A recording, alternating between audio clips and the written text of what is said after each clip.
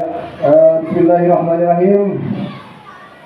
Yang saya hormati Ibu Kepala Sekolah dan calon guru penggerak Pak Arham dan teman-teman sekalian yang sama berbahagia. Assalamualaikum warahmatullahi wabarakatuh.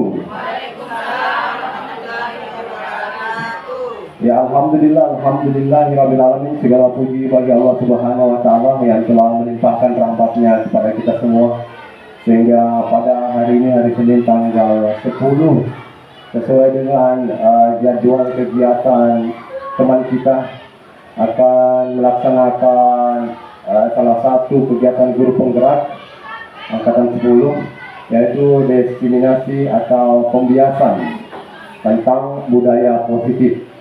Jadi pertama-tama kami ucapkan banyak terima kasih kepada teman-teman yang sudah hadir pada hari ini, dan semoga sebentar berjalan sesuai dengan apa yang kita rencanakan. Selanjutnya untuk susunan acara pada kesempatan kali ini, yang pertama itu kita akan terlebih dahulu menyanyikan lagu wajib Indonesia Raya, kemudian sambutan sekaligus membuka acara oleh Ibu Kepala Sekolah, dan diteruskan dengan pemaparan materi oleh guru hebat kita atau guru penggerak Pak Arham SPD. Baiklah, untuk mempersingkat waktu, kita langsung saja ke acara selanjutnya, yaitu menyanyikan lagu Indonesia Raya. Diharapkan semua Bapak Ibu guru berdiri untuk mendengarkan lagu kebangsaan. Mulai.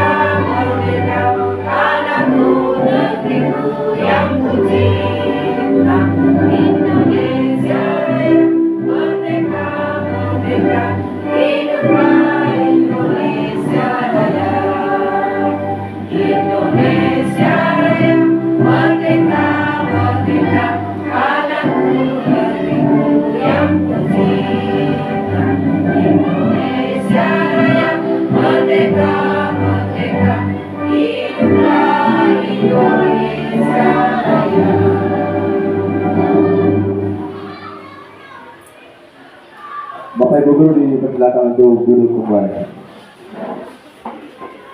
Ya. Demikian tadi pembacaan menyanyikan lagu Indonesia Raya. Selanjutnya kami akan mempersilakan kepada Ibu Kepala Sekolah untuk memberikan sambutan sekaligus membuka acara. Kepada Ibu kami persilakan dengan hormat.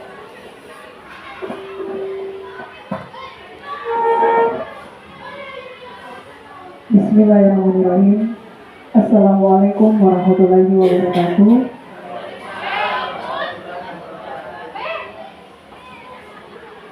Ya, dan selamat pagi Bapak dan Ibu sekalian. Hari ini dalam kegiatan diseminasi yang akan dilakukan oleh Pak Arham, dalam hal ini menekankan adanya budaya positif.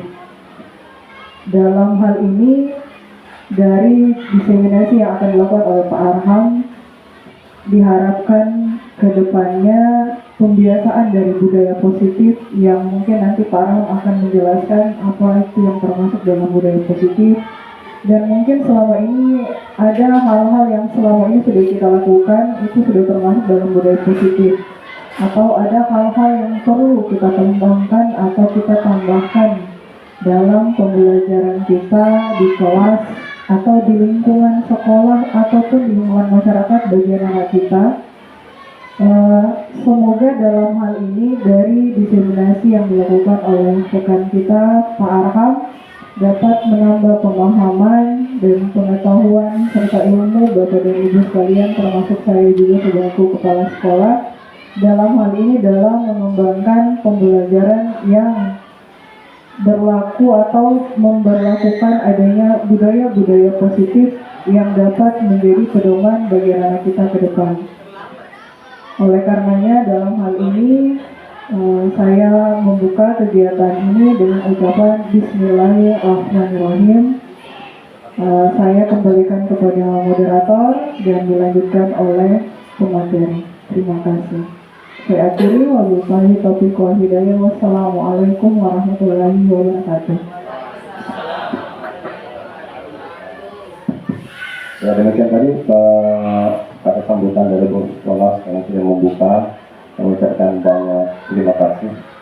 Selanjutnya marilah kita mendengarkan arahan paparan yang akan diantarkan oleh guru hebat kita, Pak Arham, tentang destinasi budaya positif kepada Bapak kami Sesmasalia. Ya baik, Bismillahirrahmanirrahim. Assalamualaikum warahmatullahi wabarakatuh. Dan selamat pagi. Alhamdulillah, alhamdulillahirabbil alamin. Wassalatu wassalamu ala Rasulillah wa alihi ajmain.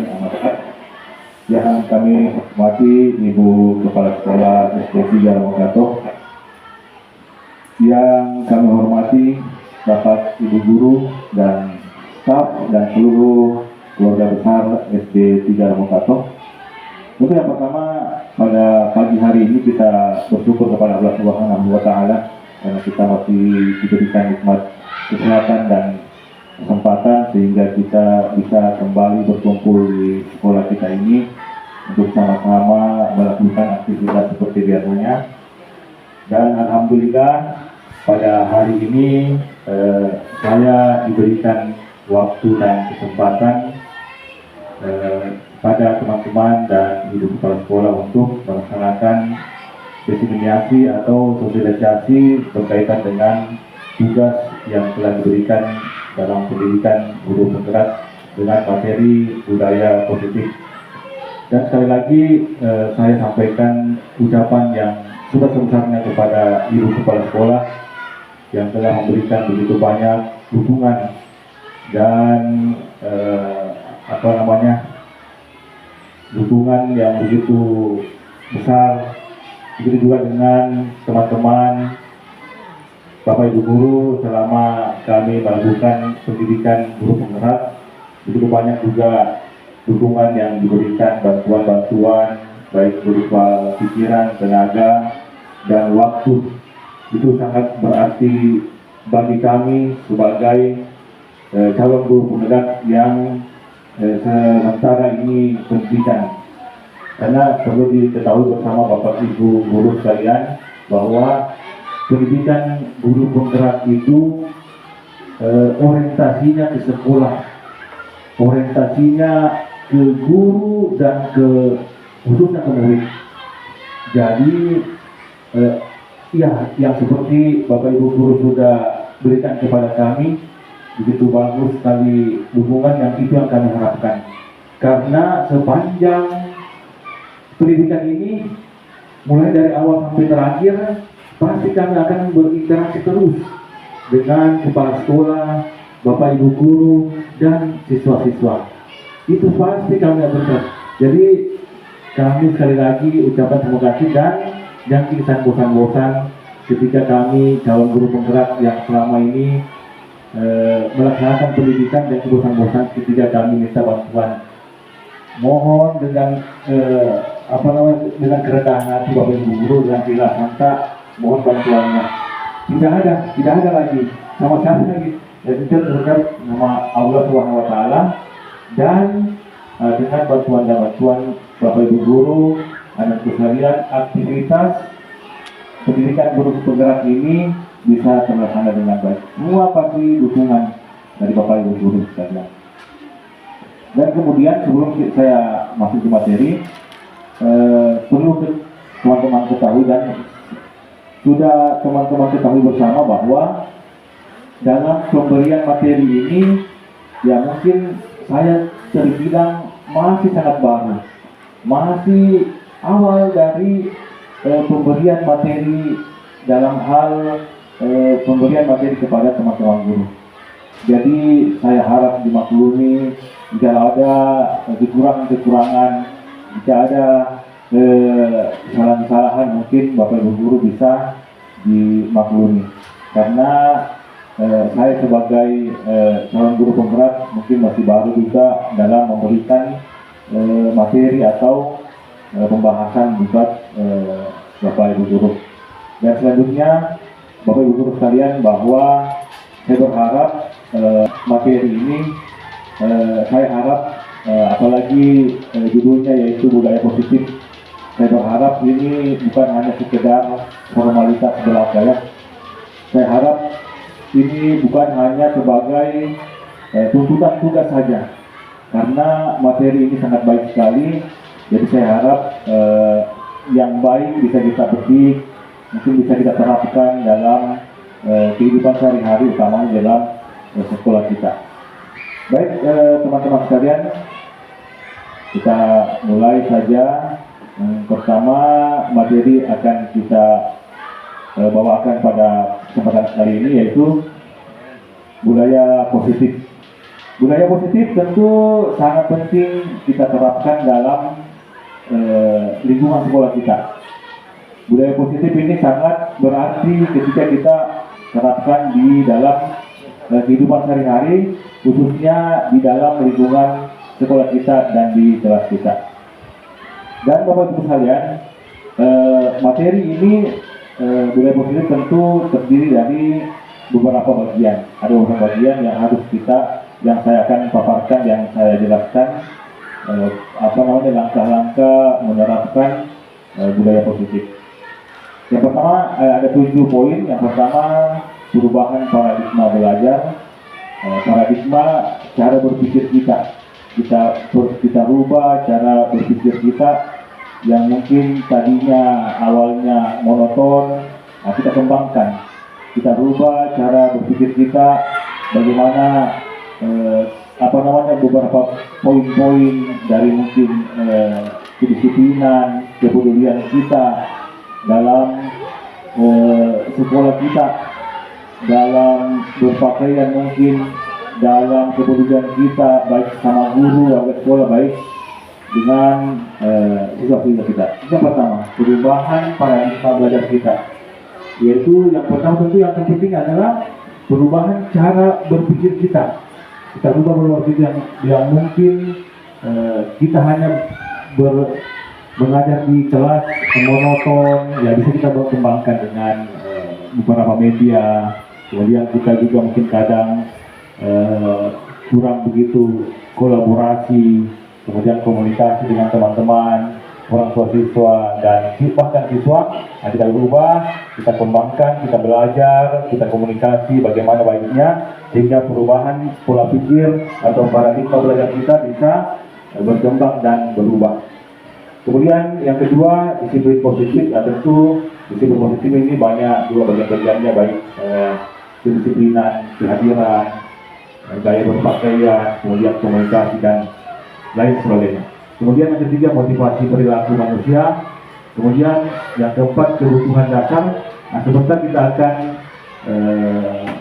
bahas ini. Ternyata ada beberapa kebutuhan dasar, khususnya siswa. Kebutuhan dasar siswa yang harus terpenuhi. Ada beberapa bagian kebutuhan dasar siswa yang harus terpenuhi. Kenapa biasa siswa kita itu kadang tingkah lakunya kurang bagus, kadang tingkah lakunya kurang menyenangkan, kadang nakal mungkin atau perilaku yang kurang baik, ternyata ada kebutuhannya. Ada salah satu atau dua kebutuhannya yang tidak terpenuhi, yang itu harus kita cari tahu, kemudian bisa kita bahas dan kita perlahan-lahan penuhi. Mungkin kita bisa berkomunikasi dengan orang tua, siswa, atau kepala sekolah dan teman-teman guru. Kemudian posisi kontrol restitusi. Posisi kontrol ini terbagi juga dari beberapa bagian. Ketika siswa kita melanggar, ketika siswa kita melakukan kesalahan.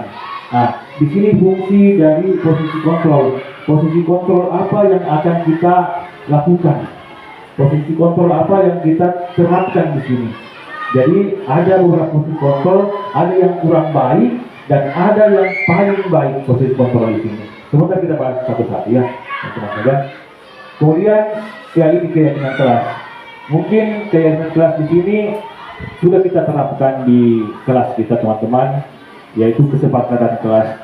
Tapi mungkin saya juga sebenarnya sudah menerapkan, tapi masih banyak kekurangan. Dan alhamdulillah pada saat pelatihan guru penggerak ini ya ada sedikit penambahan ilmu tentang penerapan keyakinan kelas ini. Jadi sebentar kita berdiskusi, kemudian kita saling bertukar ilmu tentang materi keyakinan kelas ini, bagaimana cara melaksanakannya di kelas.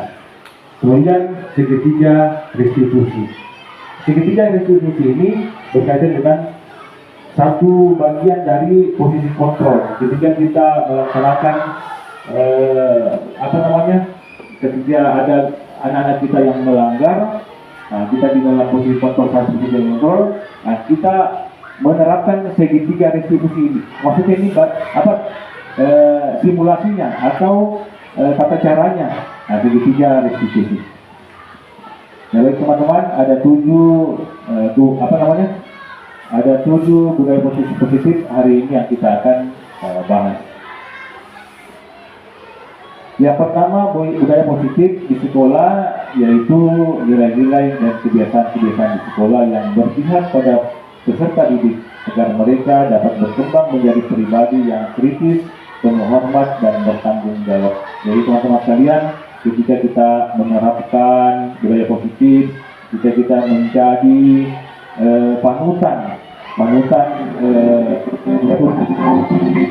ketika kita menjadi panutan dari murid-murid kita untuk menerapkan budaya positif, tentu murid-murid kita akan menjadi pribadi yang kritis, penuh hormat dan bertanggung jawab. Mereka akan berkembang dari meniru kita membudayakan budaya positif ini.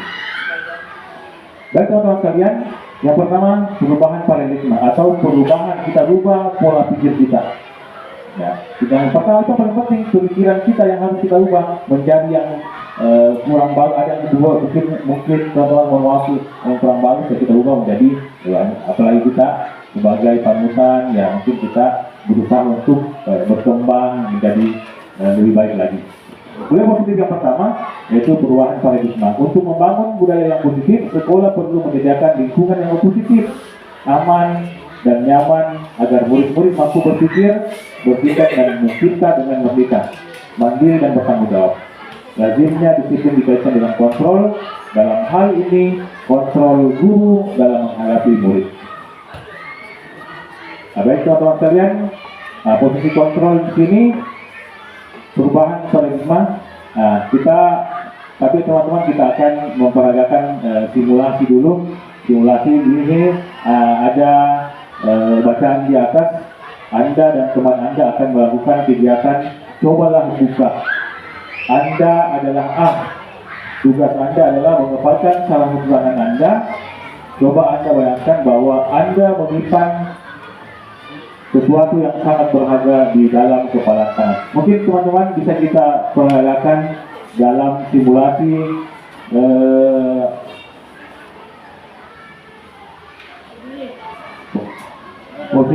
posisi kontrol ini, teori kontrol.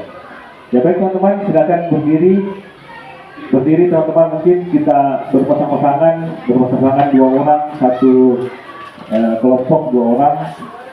Jadi mungkin yang sebelah kiri sebagai yang memegang ada yang menggenggam tangan. Ya, mungkin kita memperagakan simulasi bagaimana kontrol kita. Jadi, ya mungkin bisa berhadapan-hadapan. Ya mungkin yang sebelah kiri yang menggenggam, yang sebelah kanan berusaha untuk membuka genggamannya. Yang menggenggam, bayangkan yang menggenggam ini di dalam genggaman Bapak Ibu terdapat genggaman tersebut sesuatu yang sangat berharga sekali, yang sangat bernilai sekali. Ya. Nah, jadi yang sebelah kanan mungkin yang menggenggam, yang sebelah kiri berusaha membuka. Nah, yang menggenggam ini kita berpikir bahwa sesuatu yang kita genggam ini adalah sesuatu yang sangat berharga, sesuatu yang sangat bernilai. Kita berusaha untuk mempertahankannya, baik dipujuki, dirayuki, dan dibukai.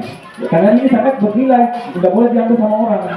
Dan yang sebelah kanan berusaha juga untuk merayu sehingga genggaman itu bisa terbuka, mengambilnya. Dan kita mulai. Teman-teman yang menggenggam berusaha karena itu adalah sesuatu yang sangat bernilai dan berarti. Kita mulai 1, 2, 3. Ya, yang sebelah kanan menggenggam. Ya, yang sebelah kanan menggenggam. Yang dibukai. Ya, yang sebelahnya berusaha membuka dengan merayu. Dan yang dibukai karena itu bernilai sekali. Karena itu bernilai sekali buat kita. Jadi buka. Ya, oke. Dan kalau ini dibuka, sebentar kita berikan tanggapannya.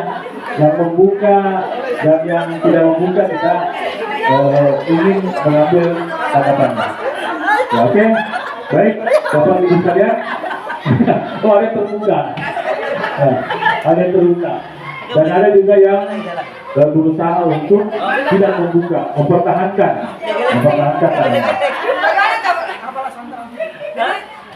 Iya, oke, baik, oke. Mungkin teman-teman sekalian bisa kita duduk kembali.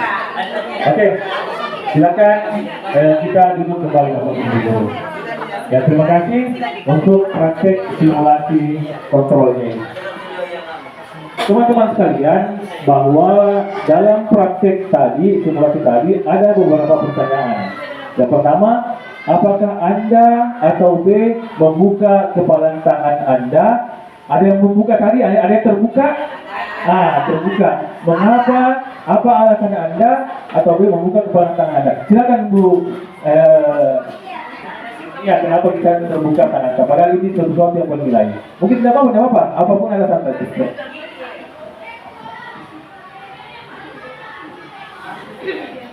Tidak sama aku juga.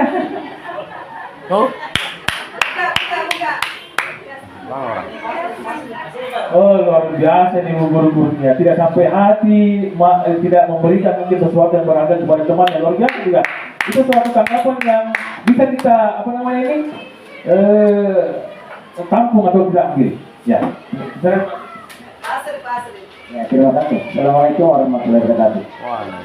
Sebenarnya barang ini yang saya sembunyikan. Terima kasih sebenarnya.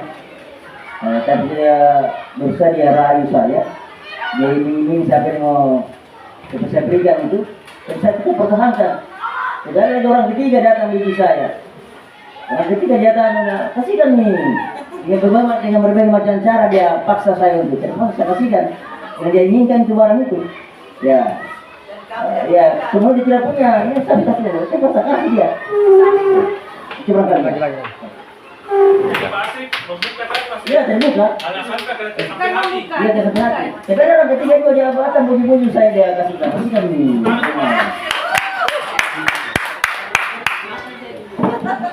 Ya, tapi teman-teman, tadi adalah tanggapan dari teman-teman yang membuka tangannya. Karena dia tidak sampai hati mau berbagi kepada teman-teman. Luar biasa juga itu. Suatu keputusan yang ya mungkin bijak juga. Kemudian tanggapan, saya minta tanggapan yang tetap menutup, mempertahankan tangannya. Ada yang tadi mempertahankan tangannya, tidak membuka. Saya minta ke apa namanya ini tanggapannya. Kenapa kok? Iya Pak, saya tetap tadi mau pertahankan dan saya genggam karena itu sangat berharga bagi saya. Dan mau saya lepaskan dan saya tidak mau berbagi kepada orang.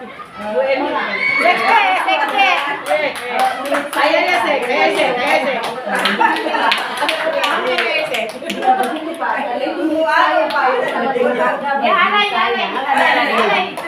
Jadi apapun yang akan terjadi Pak, saya akan tidak melepaskan.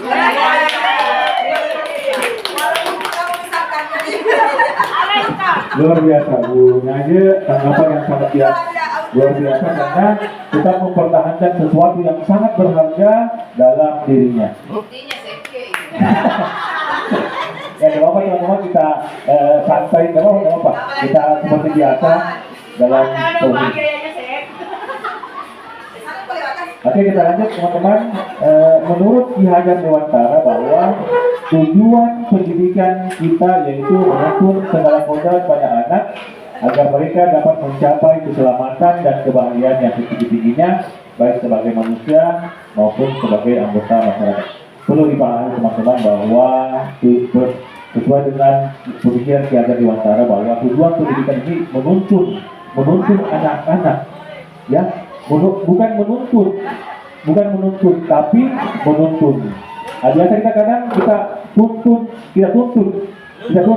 kemana anak kita untuk pintar, untuk cerdas, tapi kita dalam menuntun masih kurang maksimal. Jadi sesuai dengan pemikiran Ki Hajar Dewantara ini, kita sebaiknya terlebih dahulu maksimalkan dulu, kita tuntun dulu anak-anak sesuai dengan kontraknya, maksudnya ini sesuai dengan apa namanya ini bakatnya, sesuai dengan pemahaman, sesuai dengan bakat dan minat anak-anak. Kita tuntun dulu anak-anak, kita maksimalkan media-media pembelajaran, kemudian mungkin bisa kita mendapatkan hasil yang maksimal. Yang awalnya mungkin kita tuntut terus anak-anak ke sana. Hafal kau ini, hafal sekalian. Harus kau pintar ini. Padahal kita lupa bahwa kita harus menuntunnya terlebih dahulu.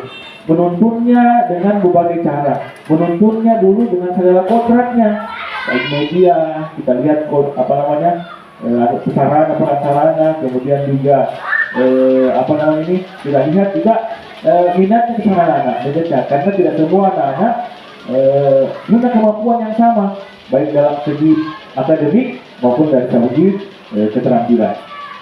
Nah, itu dari pemikiran Ki Hajar Dewantara. Ini tadi yang telah kita lakukan teman-teman, bahwa yang sebaiknya itu kita tidak membuka tangan kita pertahankan yang berharga dalam kehidupan kita. Nah, ini jadi kita sendiri yang memegang kontrol atas kepalan tangan kita.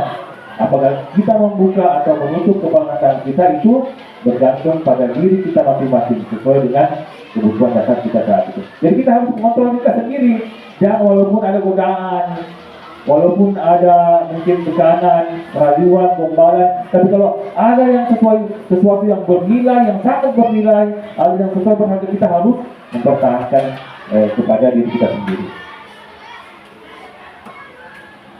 Bapak Ibu sekalian, perubahan paradigma dari kontrol atau ilusi kontrol terbagi membuat beberapa bagian tuan-tuan sekalian. Ada yang pertama, ilusi bahwa tidak betul itu bahwa guru harus yang mengontrol murid, ya, karena masing-masing individu, masing-masing seseorang harus mengontrol dirinya sendiri.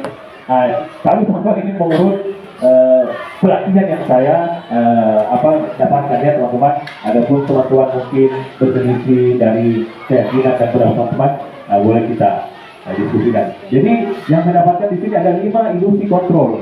Ya, ilusi yang pertama, ya tidak betul bahwa guru yang mengontrol murid. Jadi apapun yang kita mau harus dilakukan juga murid. Padahal misalnya ada juga sesuatu yang diinginkan murid, ada sesuatu yang harus dia pertahankan muridnya. Mungkin kesan dia mau belajar di luar dengan cara yang bagaimana. Nah, mungkin kita bisa terapkan apa yang diinginkan oleh murid. Ilusi yang kedua, ilusi bahwa kritik dan membuat orang merasa bersalah dapat menguatkan karakter. Nah, ini yang tidak betul juga. Kita membuat orang merasa bersalah, dapat kita berpikir bahwa itu dapat menguatkan karakter. Yang ketiga, ilusi bahwa semua penguatan positif efektif dan bermanfaat. Dan yang kelima, yang keempat, ilusi bahwa orang dewasa memiliki hak untuk memaksa. Tidak betul itu. Tidak betul bahwa kita harus memaksa anak-anak, karena masing individu harus mempertahankan apa yang sesuatu yang berharga, apa yang sesuatu yang sangat penting pada dirinya masing-masing. Nah, ini stimulus perubahan paradigma dari stimulus respon ke teori kontrol. Mungkin bisa dilihat teman-teman, karena terlalu panjang saya bacakan ini. Ada mungkin 1-2 poin saja yang saya ingin bacakan. Yang pertama, stimulus respon yang awalnya kita belum berubah. Nah, stimulus respon di sini kita mencoba mengubah orang agar berpandangan sama dengan kita. Tidak betul juga itu. Nah, kita harus berubah paradigma kita. Kita harus mengubah pikiran kita menjadi teori kontrol, yaitu diubah menjadi kita berusaha memahami pandangan orang lain tentang kita. Kita pahami dua orang. Jangan harus kita berpandangan harus kita ego tadi pendapat tadi yang harus dituruti. Bahwa padahal pandangan orang tentu berbeda-beda. Nah, itu harus kita pahami. Mungkin itu salah satu yang harus yang di dalam materi ini salah satu yang saya bahas. Kemudian pembahasan yang selanjutnya yaitu tentang kedisiplinan. Apa makna disiplin, teman-teman sekalian? Kedisiplinan berasal dari kata ini, mungkin nggak usah saya terlalu panjang membahas tentang disiplin. Mungkin teman-teman sudah begitu mendalami dan memahami bagaimana kedisiplinan itu dan bagaimana contoh dari kedisiplinan. Ini kedisiplinan, kemudian maksud dari nilai-nilai yang kita hargai adalah nilai-nilai kebajikan. Nah, nilai-nilai kebajikan yang harus kita terapkan, yang harus dicapai setiap individu, tergantung dari beberapa poin. Nah, kita lihat di sini. Kemudian juga ada yang namanya dengan profil pelajar Pancasila. Ya, kalau Pancasila ada 6 teman-teman saja. Bertakwa, kemudian mandiri, bernalar kritis, berkebinekaan global, bergotong royong, dan kreatif. Jadi kita harus disiplin, dan kita masukkan dalam kedisiplinan tersebut dalam profil pelajar Pancasila. Jadi teman-teman, dalam kurikulum Merdeka ini jangan dilupa dan ingat itu ada profil pelajar Pancasila yang harus kita muat dalam kehidupan kita sehari-hari. Nah, kemudian pembahasan selanjutnya teman-teman yaitu teori motivasi perilaku manusia. Ada beberapa bagian dari motivasi perilaku manusia. Kita berperilaku, ada motivasi yang kita bangun. Yang pertama, motivasi eksternal atau yang dari luar. Contohnya, kita mau rajin ke sekolah, mengajar, kita disiplin mungkin kehadiran. Ada motivasi eksternal, yaitu contohnya untuk menghindari ketidaknyamanan atau menghindari hukuman. Nah, untuk kita bertanya, apa yang akan terjadi kira-kira kalau saya terlambat mungkin? Apa yang akan terjadi kira-kira kalau saya tidak mengajar mungkin? Nah, itu motivasi dari motivasi eksternal. Kemudian yang kedua ada yang dinamakan dengan motivasi internal sebenarnya. Eksternal juga ya. Jadi untuk mendapatkan imbalan dari orang lain. Oh, ini eksternal juga. Untuk mendapatkan imbalan dari orang lain atau individu kita berharap kita datang disiplin, kemudian kita terapkan budaya positif, kita berharapkan imbalan baik dari orang lain maupun sekolah atau kantor yang kita tempati. Ini tidak bagus juga. Contohnya ada pertanyaan, apa yang akan saya dapatkan apabila saya melakukannya? Itu harus ada imbalan. Pertanyaannya harus ada imbalan. Kemudian kita melakukan budaya positif ini. Dan teori motivasi perilaku manusia yang sangat bagus itu yaitu motivasi internal atau tujuan disiplin positif, yaitu motivasi yang terbangun dari dalam diri kita, yaitu kita contohnya menghargai diri sendiri, kita hargai diri sendiri, kita hargai diri sendiri, kita hargai pekerjaan kita hargai pemerintah, kita hargai teman-teman, murid kita dan kepala sekolah dan semuanya warga sekolah. Kita bangun dari diri kita sendiri supaya kita melakukan budaya positif ini sangat bernilai. Nah, pertanyaannya, saya akan menjadi orang yang seperti apa apabila saya melakukannya? Ya, jadi motivasi internal yang terbangun dari diri kita itu yang sangat bagus untuk dalam budaya positif yang kita terapkan. Yaitu kebutuhan dasar manusia. Buros, mungkin kita melihat khususnya kelas 1 buros ya, teman-teman kelas 1, kelas rendah. Kadang kita, anak-anak kita itu tiba-tiba berlarian, tiba-tiba melakukan gerakan-gerakan yang tanpa kita sadari ternyata anak-anak itu kita bingung kenapa anak ini. Ternyata buros ada yang dinamakan itu kebutuhan dasar manusia. Mungkin anak ini ada salah satu kebutuhan dasarnya yang tidak terpenuhi. Kita cari tahu sehingga kita perlahan-lahan untuk memenuhi kebutuhan tersebut. Yang pertama, kebutuhan dasar tersebut yaitu cinta kasih, diterima itu sama teman-temannya, diterima jika dia kita. Makanya jangan itu takut tinggi masuk di kelas, harus diantar. Mungkin dia merasa kebutuhan dasarnya itu tidak terpenuhi dari cinta kasih atau diterimanya dia kesan. Itu harus dipenuhi itu. Kita lihat pergerakan-pergerakannya jiwa kita.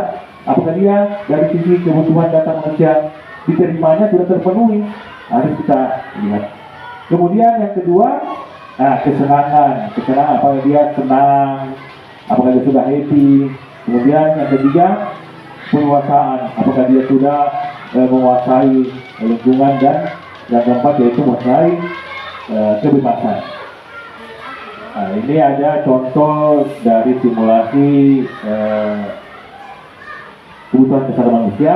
Mungkin tidak usah saya baca terlalu panjang, saja.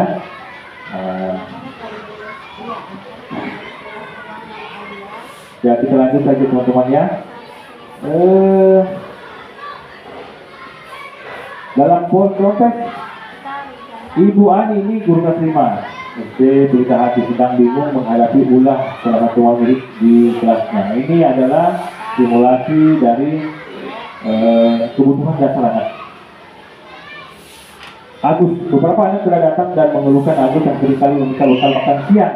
Dia minta terus bekal siangnya temannya. Mereka dengan fakta. Jika Anda menghadapi situasi seperti Ibu Ani, apa yang akan Anda lakukan? Menurut Anda, kira-kira apa alasan Agus melakukan hal tersebut? Ini dia jawabannya. Dalam konteks penerapan disiplin positif, Ibu Ani sebaiknya mencari tahu alasan Agus melakukan tindakan tersebut agar mengetahui kebutuhan mana yang sedang berusaha dipenuhi Agus. Kita melihat kebutuhan apa yang harus kita penuhi dari kebutuhan dasar Agus ini. Apakah dia lapar karena kebutuhannya yaitu dia terpenuhi bertahan hidup. Kemudian nanti kita bahas secara mendalam, itu mungkin ada yang ingin didiskusikan ke depannya. Selanjutnya teman-teman, materi selanjutnya yang hampir habis ini. Ini 5 posisi kontrol. Di mana keberadaan kita ketika ada anak-anak yang melanggar atau ada anak-anak yang tidak bagus dia punya perlakuan. Di mana kita? Apakah di penghukumkah? Apakah pembuat merasa bersalah? Kita buat dulu anak-anak dia supaya merasa bersalah. Tidak betul juga itu. Teman kita buat kita seperti teman kah? Atau kita dengan guru atau kita sebagai pemantau atau kita sebagai manajer. Dan sebaik-baik posisi kontrol teman-teman sekalian adalah yaitu posisi manajer atau minimal pemantau dan teman. Seburuk-buruk posisi ini adalah tetap bisa dilakukan, tapi yang paling apa namanya minimal itu apa ya? Itu penghukum yang agak apa namanya terlalu minimal penghukum itu. Nah, kita lihat satu teman di mana kita yang pertama posisi kontrol penghukum. Seorang penghukum bisa menggunakan hukuman fisik atau verbal. Orang-orang yang berada posisi penghukum senantiasa mengatakan bahwa sekolah memerlukan sistem atau alat yang dapat lebih menekan murid-murid lebih dalam lagi. Guru-guru yang menerapkan posisi penghukum akan berkata, patuhi aturan saya atau awas. Nah, ini seperti nanti efeknya kepada kita ini bisa apa namanya tambah membludak mungkin, tambah atau down atau depresi. Makanya posisi penghukum ini tidak terlalu bagus untuk diterapkan. Kamu selalu saja salah, ya, pasti selalu yang terakhir, ya. Nah, itu yang biasa. Dalam posisi mana kita kira-kira ini. Kedua, posisi kontrol kita buat anak itu dia merasa bersalah, ya, pembuat merasa bersalah. Pada posisi ini biasanya guru atau orang tua akan bersuara lebih lembut sih memang kita, tapi kalau kita buat dia tersalahkan. Nah, pembuat rasa bersalah akan menggunakan keinginan, membuat orang lain merasa tidak nyaman, dia tidak nyaman dengan anak kita, dan menawan-nawai istilahnya. Orang ada pikirkan terus di sekolah, di rumahnya. Nah, makanya ini tidak terlalu bagus juga diterapkan. Jadi kita perhatikan teman-teman sekalian yang mana yang bagus kita terapkan dalam posisi kontrol ini. Nah, kita selesaikan dengan bagus supaya kita tidak membuat anak-anak kecewa, merasa bersalah. Dia ingat terus di sekolah maupun di rumahnya. Nah, ketiga, posisi kontrol teman. Kita sebagai guru kadang kita memposisikan kita sebagai teman. Nah, ini sebenarnya juga tidak terlalu luas juga, karena masih ada yang guru pada posisi ini tidak akan menyakiti murid, namun akan tetap berupaya mengontrol murid melalui pendekatan persuasif. Posisi teman pada guru bisa berdampak negatif teman-teman, atau berdampak positif, ya. Ada sisi positifnya, ada juga sisi negatifnya kalau kita mengambil posisi kontrol teman. Kemudian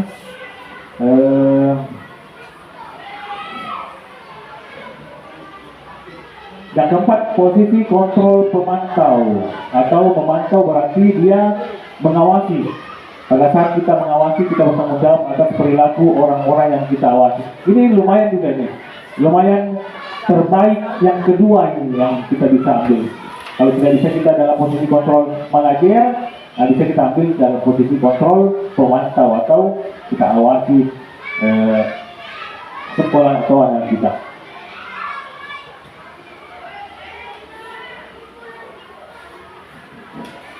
Nah, yang terakhir yaitu posisi kontrol manajer. Nah, manajer ini yang sangat kita harapkan untuk diterapkan dalam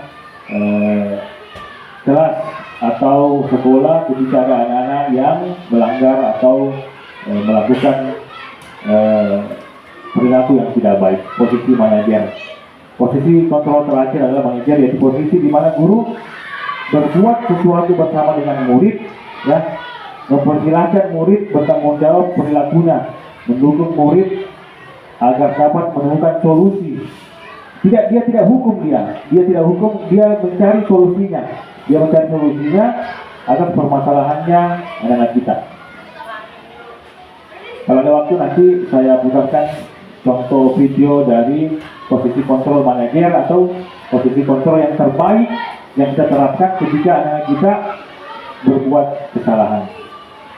Nah, ini 5 posisi kontrol retribusi teman-teman sekalian. Ada penghukum, pembuat merasa bersalah, teman pemantau manajer.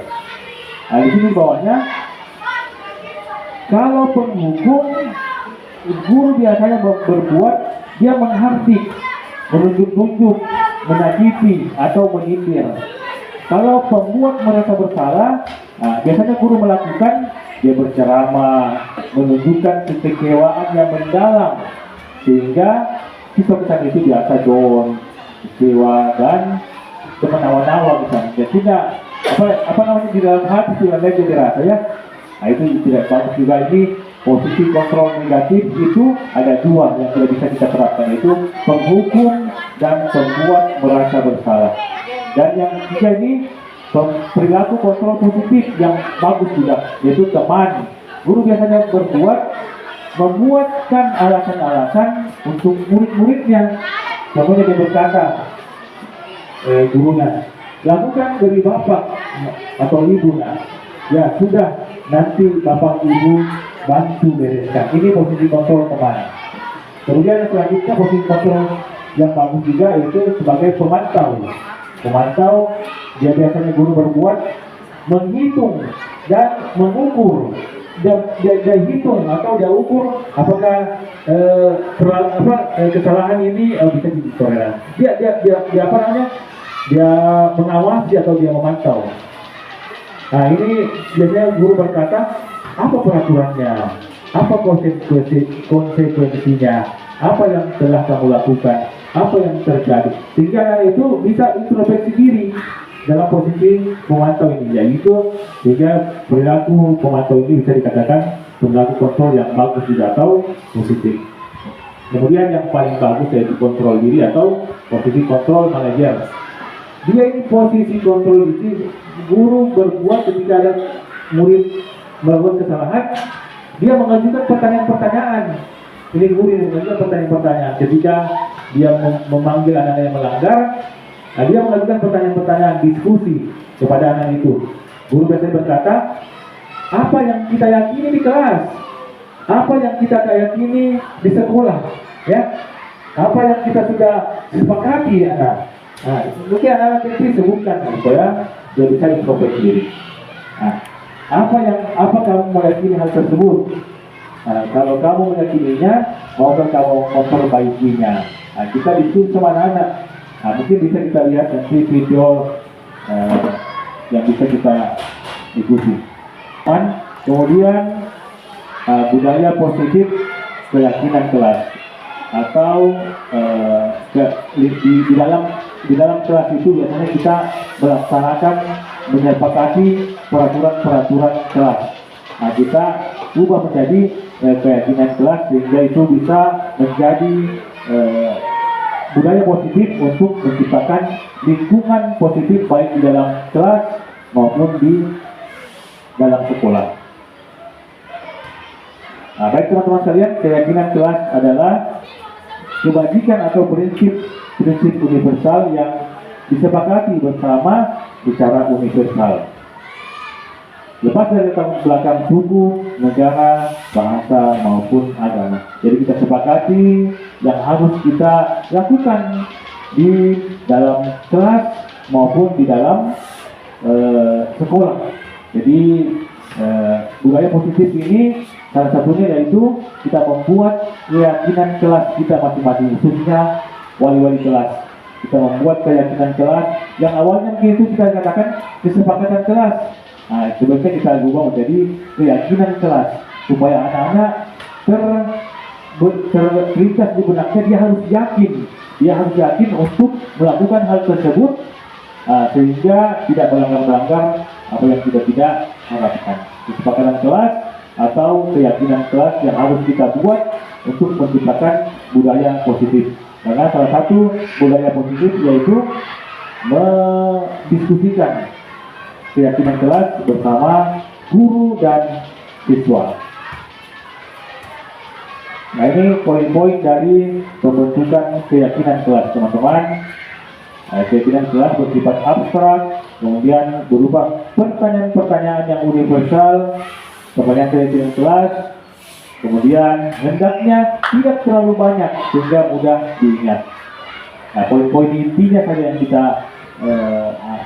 cakup di dalam keyakinan kelas, namun poin-poin itu tersebut sudah mencakup dari beberapa hal yang harus dia lakukan anak kita. Ada beberapa bagian dari contoh keyakinan kelas. Yang pertama, tanggung jawab. Kan biasanya ada itu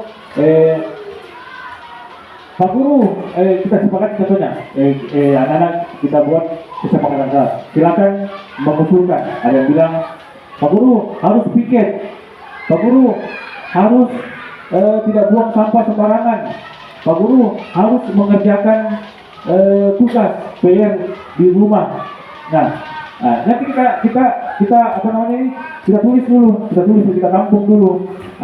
Supaya tidak terlalu banyak kita tampung dulu, nanti kita satukan pernyataan yang sama itu menjadi satu poin yang penting, yaitu tanggung jawab yang kemudian poin yang selanjutnya yaitu menghormati orang lain dan diri sendiri. Jadi teman-teman sekalian, mungkin banyak sekali biasa kita tampung kesepakatan kelas yang ingin dia berikan dari murid-murid. Tapi jangan ditulis semua itu. Hanya 7 poin saja yang penting. Nanti kita masukkan, kita pilih-pilih yang masuk di mana, yang dia nyatakan siswa kita dia masuk di tanggung jawab kah, menghormati orang lain kah, keselamatan kah, kesehatan, menghormati orang lain, dan keselamatan dan keamanan. Segitiga restitusi. Segitiga restitusi ini yaitu tata cara ketika kita mau menerapkan posisi kontrol tadi itu. Kita mau menyelesaikan suatu persoalan dari anak-anak kita yang melanggar, kita ambil posisi kontrol manajer dan kita terapkan, kita selesaikan masalah tersebut dengan melaksanakan poin-poin dari segitiga restitusi. Segitiga restitusi ini kita terapkan dari poin-poin inti dan segitiga. Yang pertama, validasi tindakan yang salah. Kita lihat anak kita yang pertama, validasi tindakan yang salah. Kita diskusi sama anak-anak. Kamu tentu punya alasan mengapa melakukan itu. Adakah cara yang lebih efektif untuk mendapatkan apa yang kamu butuhkan? Jadi kita validasi kenapa dia berbuat salah. Kita tanya dia, mengapa kamu melakukan, apa alasannya. Kemudian kita menstabilkan identitas. Kita bertanya kepada kawan-kawan anak-anak yang melanggar, kita supaya dia tidak merasa bersalah. Kita ungkapkan bahwa setiap orang pasti pernah melakukan kesalahan. Setiap orang pasti pernah berbuat salah. Sehingga anak itu tidak down dan tetap semangat ketika kembali ke kelasnya bergabung bersama teman-temannya.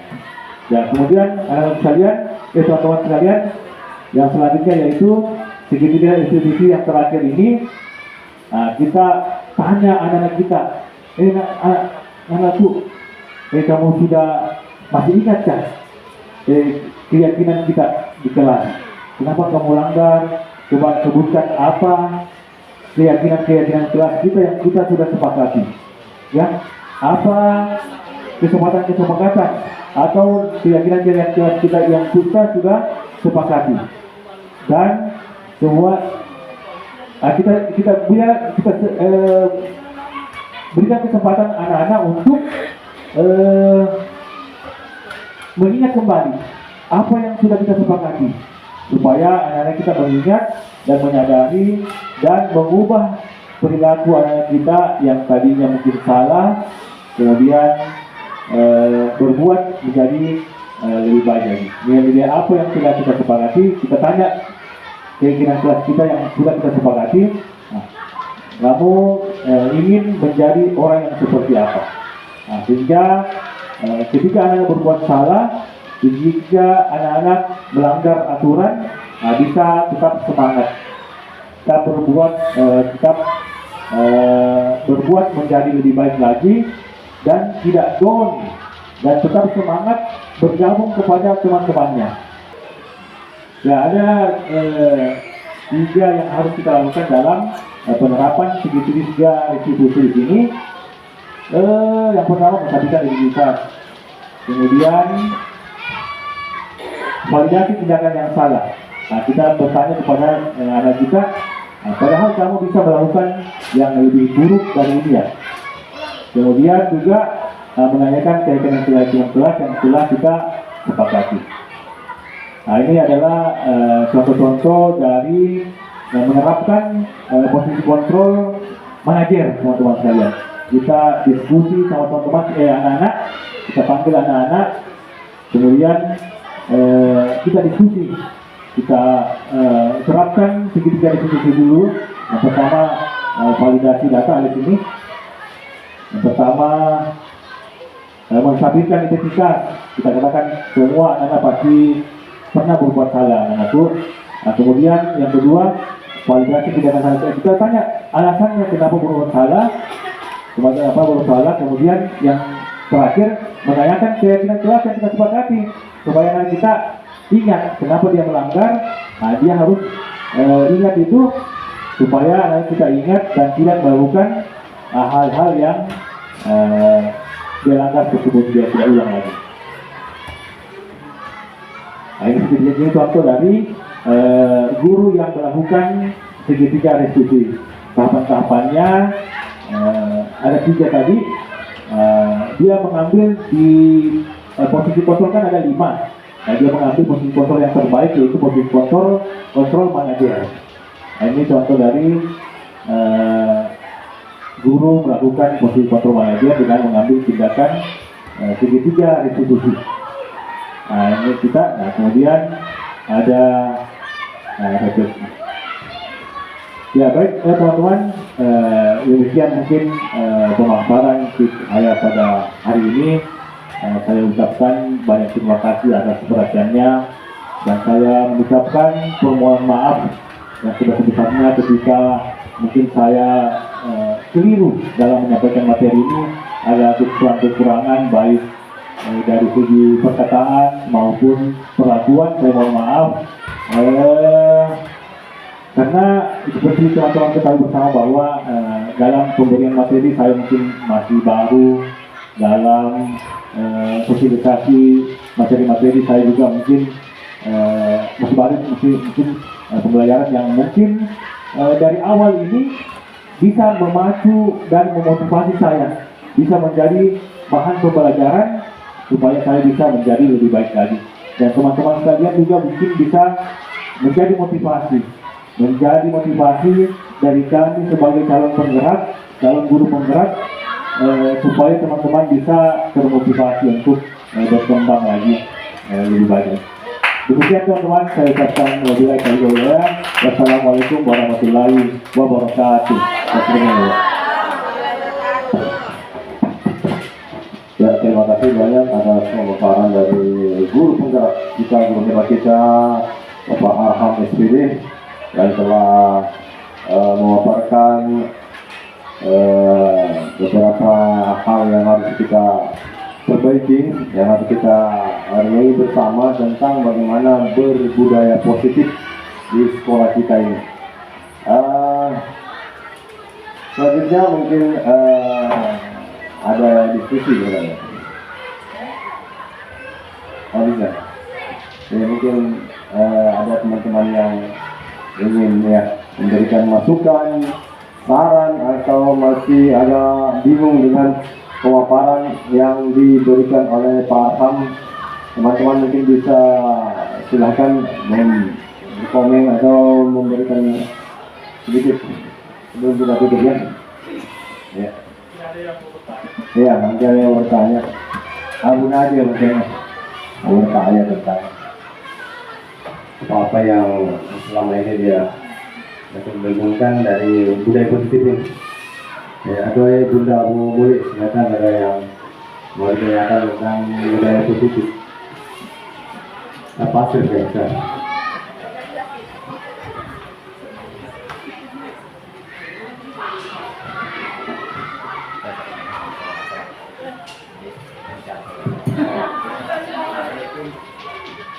Ya,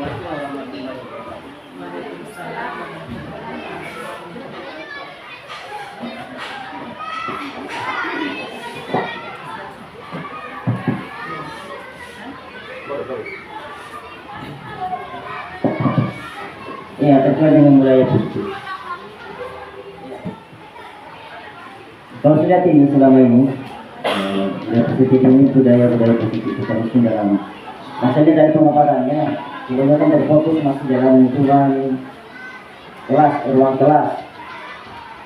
Seharusnya budaya positif ini terkait juga dengan lingkungan sekolah kita, khususnya dalam kegiatan apel-apel, apel upacara, apel kegiatan apa itu? Senam pagi, ya, senam. Pada di dalam senam pagi itu banyak sekali muatan-muatan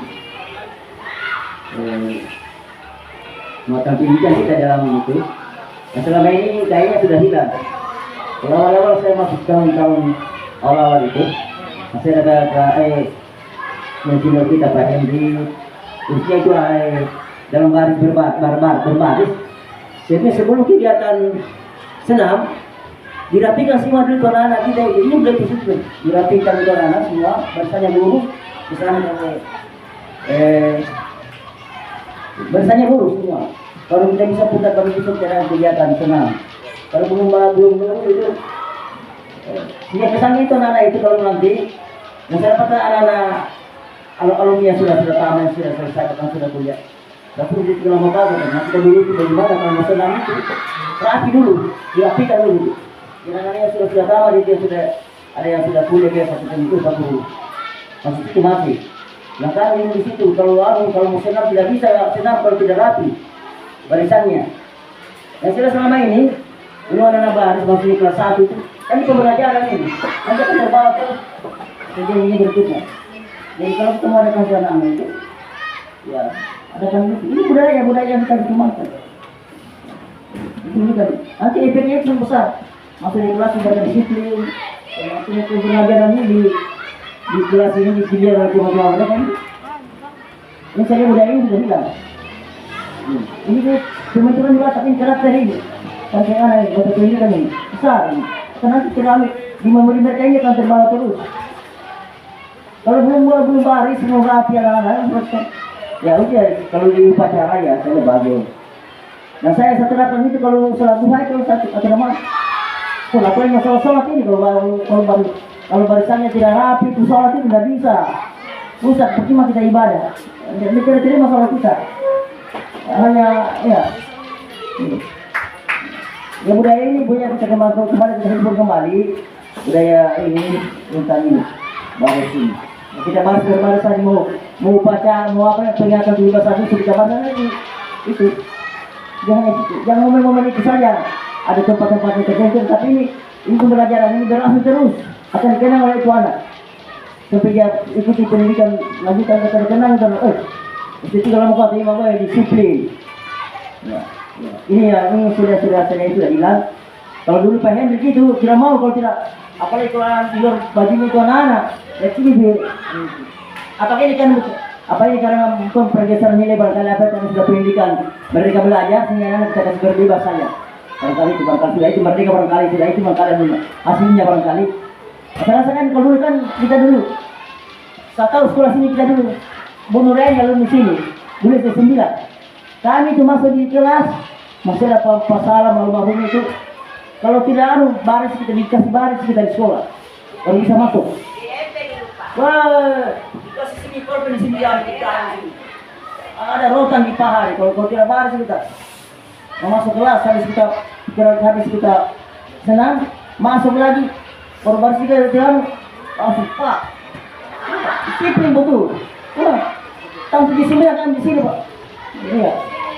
Tapi sudah patah hari patah. Weh, merah-merah sih, nggak bisa. Tapi lu disiplin. Wah, dia bilang, iya. Kalau terkait apa yang terkait dengan merdeka belajar, dengan kemerdekaan saya belajar.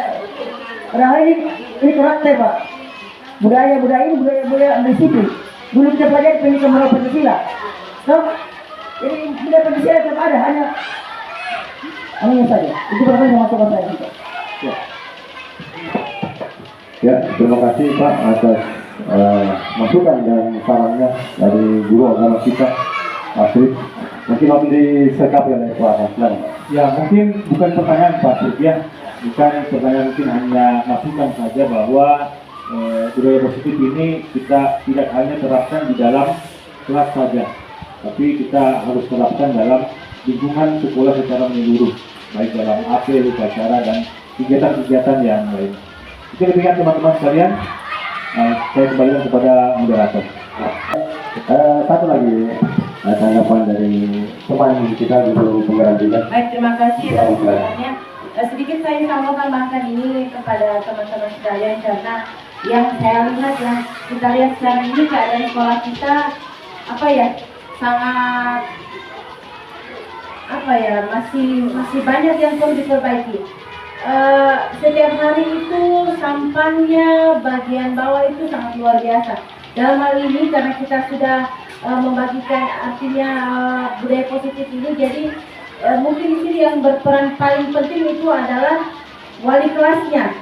Jadi mungkin setiap wali kelas itu diharapkan menekankan atau meyakinkan kembali atau membuat kembali keyakinan kelas kepada anak-anak kita, bagaimana mereka itu menjaga kebersihan kelasnya, menjaga depan kelasnya, tempat sampahnya mungkin kalau penuh bisa kita berikan anak-anak itu ajarkan agar mereka membuang sampah, tempat sampah yang full itu membawa ke penampungan sampah.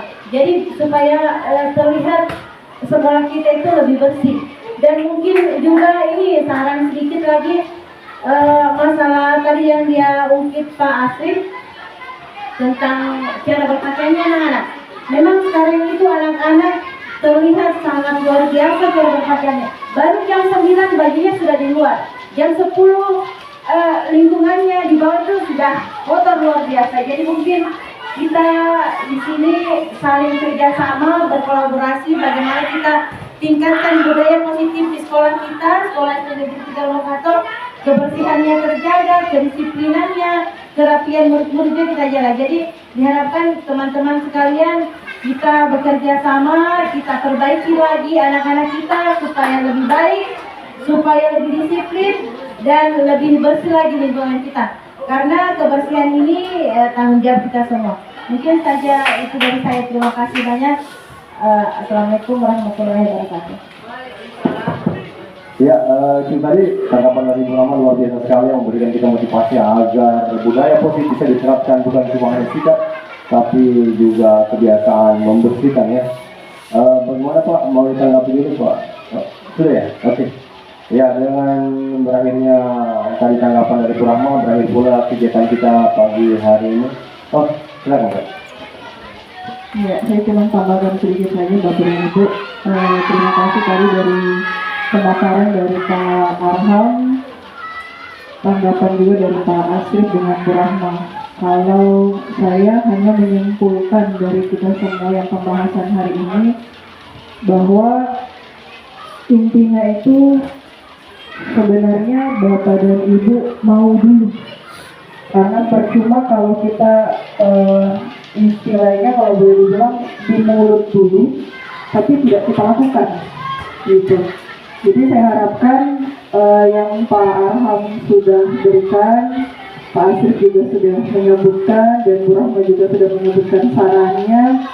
Semoga dalam hal ini kita sebagai guru, saya juga sebagai penanggung jawab dapat menjadi contoh, itu yang utama. Karena yang dilihat oleh anak-anak yang pertama itu adalah gurunya dulu.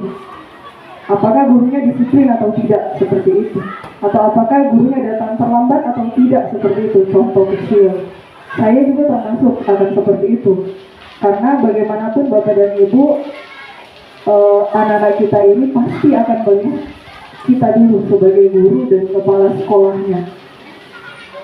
Jadi saya harap Bapak dan Ibu, hal ini juga menjadi hal yang sangat penting, terutama karena saya yakini bahwa kebiasaan itu akan berdampak positif jika kita lakukannya itu memang niatannya untuk hal yang positif dan kita lakukan dengan seterusnya. Jadi tidak hanya karena sesuatu dan lain hal kita melakukan hal tersebut, namun kita memaknai bahwa kegiatan budaya positif itu memang memiliki dampak yang benar-benar bisa kita rasakan sendiri dulu, menjadi orang, bukan maksudnya untuk orang lain gitu, tapi untuk diri kita sendiri dulu. Mungkin itu saja yang saya tambahkan sedikit sebelum ditutup oleh moderator. Saya kembalikan ke Pak Hairil. Ya, terima kasih Ibu Kepala Sekolah sudah memberikan arahan tambah di semua. Ya, dengan berakhirnya tadi penyampaian atau kesimpulan dari Ibu Kepala Sekolah, berakhir pula acara kita hari ini.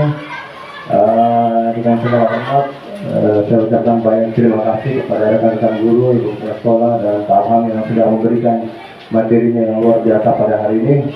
Dengan ucapan wabillahi taufiq wal hidayah. Assalamualaikum warahmatullahi wabarakatuh.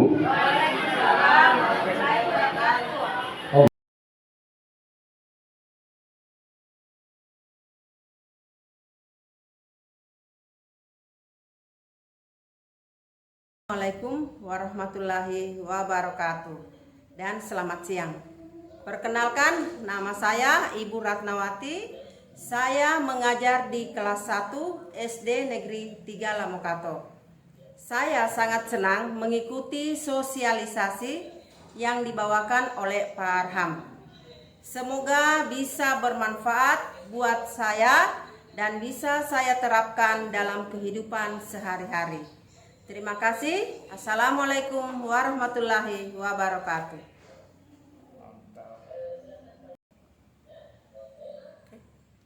Assalamualaikum warahmatullahi wabarakatuh dan selamat siang.